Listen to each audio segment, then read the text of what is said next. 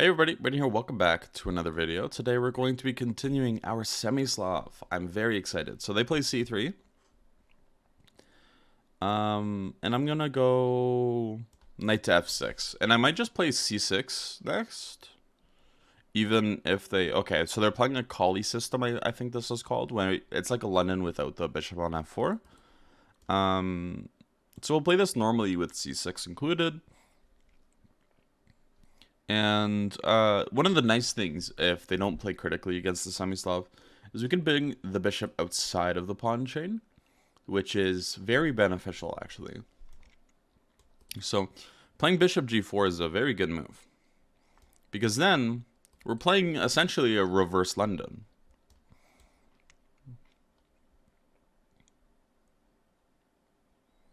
So they did create some weaknesses here. And I see no reason not to take. I'll just go e6 to develop. I'm looking at knight to d7. Is there any reason to play something like knight to h5? I don't hate it. I could try fianchetto, because I still might want to castle kingside, and if I put the knight on h5, it's surprisingly hard to do anything about. So I'm actually going to play knight h5. Definitely a different type of move, but I don't think it's a bad one. Mainly because it's trying to fight against... Okay. So now it's unlikely we might castle short. So I'm still going to fianchetto. If they go h5, maybe I go h6? No, that doesn't work. But h5 would be good for me. I should have actually played h5 immediately, now that I'm realizing it. If they want to play something, you prevent it, right? So I think h5 is a critical move for them. Yeah. Good choice on their part. And I think what I'll do is I'll just ignore it. So if they push, then I'm just okay with that, and I'll just develop. So we have to be a little careful here, right? If they push or if they take or anything, I'm a lot less worried of them taking. I can actually bring my king over to g8, or just leave it on e8, because I don't see any immediate like punishments of this. But I gotta be careful. I'm a little under the weather today. So, yeah, I hopefully won't be sniffling too much. Okay, so they took. I'm quite actually happy about this. And I think what I'm going to do is I'm going to castle long. I'm going to go queen e7 and long castles here. Because, interesting. So I'm going to take this. Do I take it with the g-pawn or the e-pawn? I think the e-pawn makes the most sense. Despite taking away from the center, it does give me this really nice e6 square for my knight. As you can see, when the knight gets on e6, it's kind of perfectly covering everything. And it gives me an open file in the center to use, right? After rook to e8, they already can't really castle. Yeah, so they play c4, but unfortunately now I can just take on e3. And I don't know how you guys feel about me just taking on a3 and kind of re-winning the game. So I'm going into a position where it takes a little bit more effort to win it, but we could talk about a different imbalance. I got to think about that. I really want to, because I want to show different types of positions and plans, and I think that trying to win the game over again could be a little helpful. We could also start with bishop takes d4, but then knight c2. Yeah, I'm going to take. So this is a bit controversial, but it's all in the name of science, okay? So the idea here is I'm going to play my knight to maybe f7. They actually can't get in over on this side, so that's quite nice. I can just bring my king over to e7 to defend f7 if rook h7. Very important that this is covered. So they bring their king up. I like c5 here. We can always win the d5 pawn if we need to. Like if they take, we just have knight b6. And they can't actually defend it. So that's important. And yeah, we'll just bring our king up. So yeah, if rook h7, we actually don't want to take. We want to play king e6.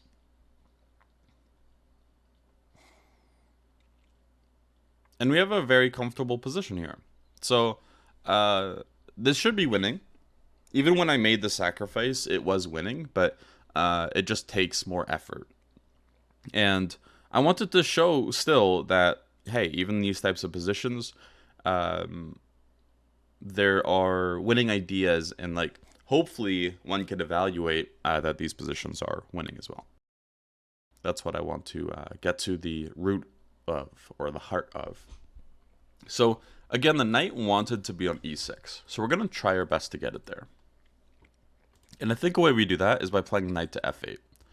Where after knight to f8, the rook is pushed away. Then we can play king takes d6 and then knight to e6. And we finally get our knight on the beautiful square e6.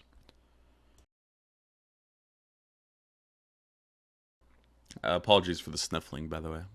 Hopefully it's not too annoying.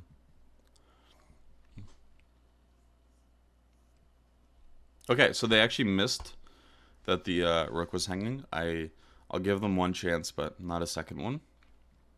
Yeah, one mistake. The mistake was taking on a3 for sure. And all right, yeah, let's talk about the game a little bit. So after d4 and d5, c3, knight f6, all natural moves so far. One of the things that we should be aware of is when we're playing the Semi-Slav, the biggest problem for us is this bishop. And if they don't really do anything that impedes our development of the bishop, we should probably get that out of the way. For example, what we're playing in the Semi-Slav, you can actually think of it like a London system with the bishop outside or inside of the pawn chain. So it's like it's a worse London system. But it's not really that bad. And there's reasons why, because we do have ways to develop it. But that is a really important way to look at it. So when they're playing moves that aren't really super important for the center, we can just play moves like bishop f5 and get our normal Semi-Slav going, but with the bishop on a better square. Think of it kind of like a French defense versus a Caro-Kann. Caro-Kann, the bishop's outside of the pawn chain, but there's also issues with that. So if you can play a French, but your bishop's also outside of the pawn chain, and there's not really issues with the bishop being outside of the pawn chain, then you're quite happy. So bishop d3, and yeah, then we have this nice maneuver here of bishop g4, where again we're getting it out of the pawn chain. We're about to play e6, and we should be fine. And yeah, I think we're totally okay here. So after this e6, h5, and that h5 stuff, one thing that I probably should have done immediately is play this move h5. Unfortunately, I didn't do that. But this is the best way to play, because of course, what do they want to do here? They want to play h5. So I can play it myself and get that out of the way. So after takes, this was all good, and f5 was a blunder, because, well, we can take the pawn, and there's not really a good way to get it back. There's actually no way to get it back, and we do have an annoying idea here, which starts with queen e7 check. I think this is very, very annoying for them, because after bishop to e3, or if they move their queen in the way, then we're happy to trade queens when we're up a pawn. Again, when you're up material, you want to trade pieces but not pawns. And when you're down material, you want to trade pawns off but not pieces. And we'll discuss that in a moment as well, because it comes up later. So bishop to e3, castle's long, knight to a3, and rook e8. So here they kind of have to play like knight c2 or king d2, which are not fun to play. But they're kind of forced into it because of this queen e7 check. And since they didn't want to trade pieces, which I think is correct, but still it's very passive and very, very ugly. So c4 ends up dropping the piece, and I end up just giving an exchange back to get this imbalance. So it is still completely winning, but it does require a little bit more effort on our part.